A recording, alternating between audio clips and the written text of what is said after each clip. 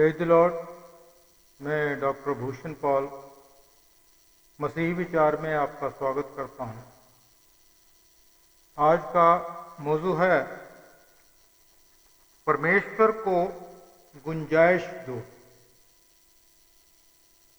Give chance to the God for us. यहाँ पर हम पवित्र बाइबल को रेफरेंस के लिए इस्तेमाल करेंगे। गलातियों का चैप्टर 1 वर्ष 15 से 16। इसमें यूं दर्ज है, परंतु परमेश्वर की जिसने मेरी माता के गर्भ ही से मुझे ठहराया और अपने अनुग्रह से बुला लिया, जब इच्छा हुई कि मुझ में अपने पुत्र को प्रकट करे कि मैं अन्य जातियों में उसका सुसमाचार सुनाऊं, तो ना मैंने मांस और लहू से सलाह ली। ये परमेश्वर का वचन है। आपको और मुझे इससे बरकत मिले। तो हम जिक्र करते हैं कि परमेश्वर के कार्यकर्ता होने के नाते हमें परमेश्वर को काम करने का मौका देने की जरूरत है।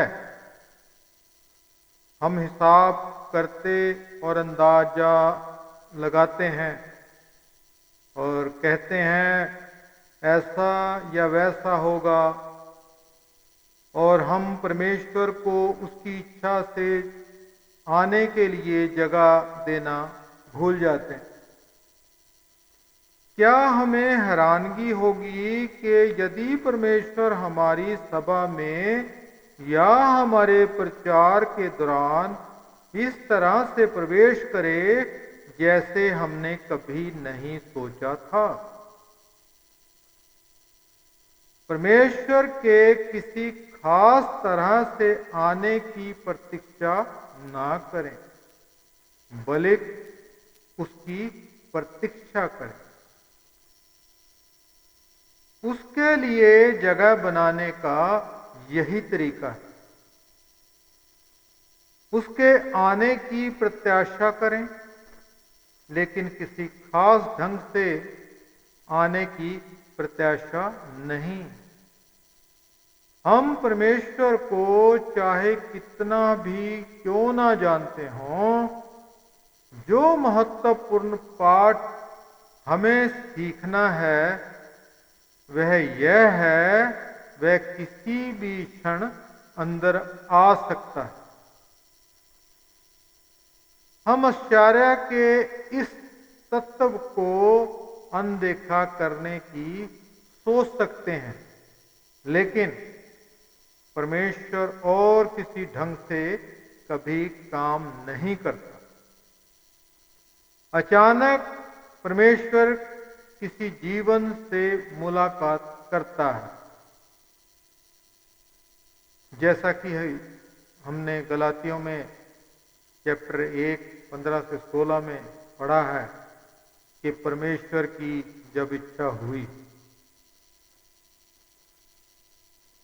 अपने जीवन को निरंतर परमेश्वर के संपर्क में ऐसे रखें कि उसका आश्चर्यजनक सामर्थ्य किसी भी समय आपके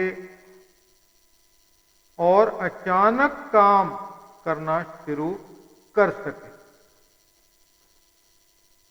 हमेशा आशा की स्थिति में रहें और पक्का कर लें कि आप परमेश्वर को मौका दे रहे हैं कि वह अपनी इच्छा से अंदर आ सके। खुदा आप सबको बरकत दे। धन्यवाद।